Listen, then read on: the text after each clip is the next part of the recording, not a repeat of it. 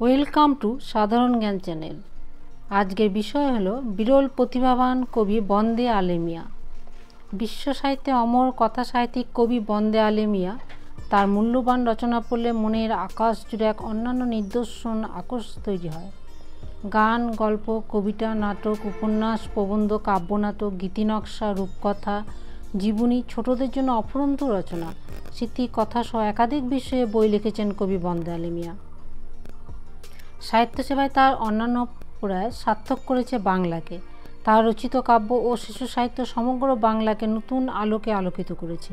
তবু তিনি অনাদারে বিস্তৃতির অন্তরালে রয়ে গেলেন।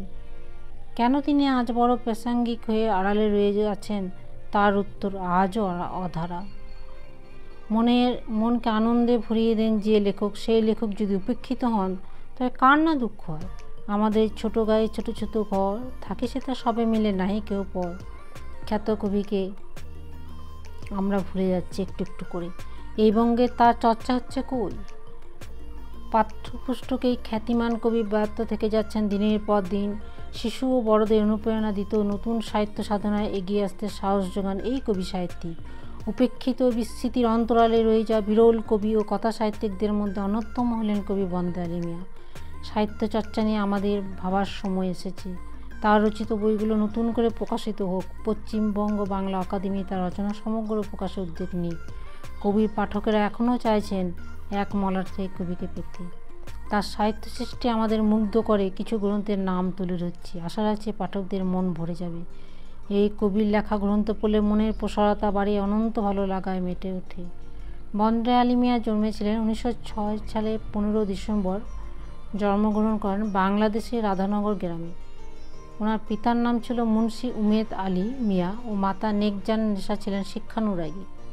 বাংলা সাহিত্যে বিরল প্রতিভা ও সব পল্লী কবির মধ্যে অন্যতম ছিলেন বন্দে আলী মিয়া।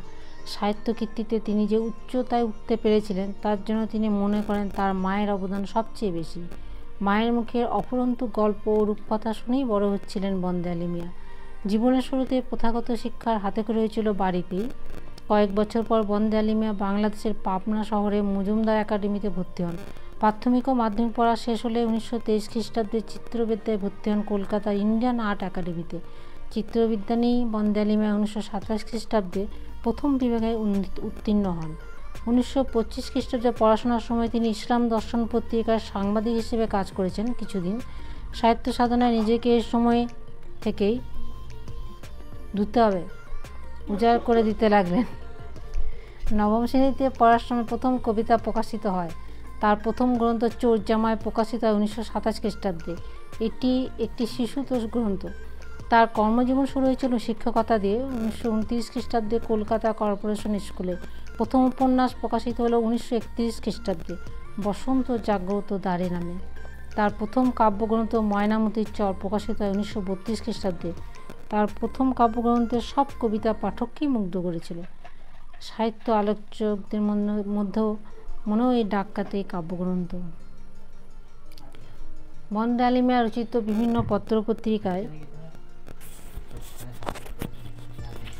কবি বন্দে আলী মিয়া 1932 খ্রিস্টাব্দে আরেকটি কাব্যগ্রন্থ অনুরাগ প্রকাশিত হয়। তারপর কবিকে কিন্তু আর পিছন ফিরে তাকাতে হয়নি। ধারাবাহিকভাবে প্রকাশিত হতে লাগলো স্বপ্নসাদে, মেঘপুরী, বোকা, জামাই ইত্যাদি।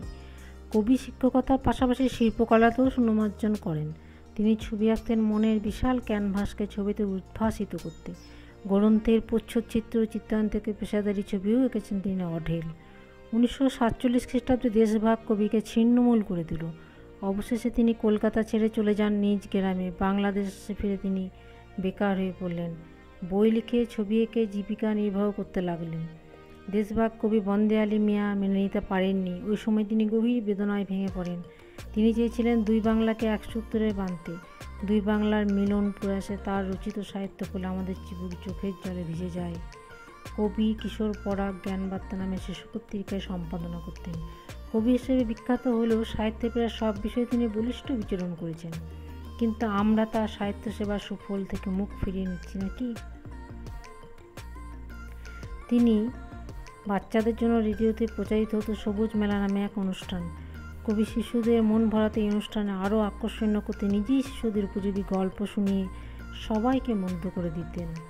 যার ফলে বেতারে প্রচারিত সবুজ মেলা অনুষ্ঠানটি দারুণ জনপ্রিয় হয়েছিল। 1965 খ্রিস্টাব্দে চাকরি করার সময় বন্দে আলী মিয়া প্রেসিডেন্ট পুরস্কার পেয়েছিলেন। তার রচিত গ্রন্থ দক্ষিণ দিগন্ত প্রকাশিত হয়েছিল আর 1968 খ্রিস্টাব্দে। কথিকা ও কাহিনী ও ধরিত্রী নামে পরবর্তী সময়ে প্রকাশ পায়। কবি নাটক রচনাতেও বিশেষ অবদান রেখে গেছেন। বৌদিদি রেস্টুরেন্ট, জোয়ার ভাটা, গাধা কেম ইত্যাদি। তিনি 14টি অতি উচ্চমানের নাটক পাঠ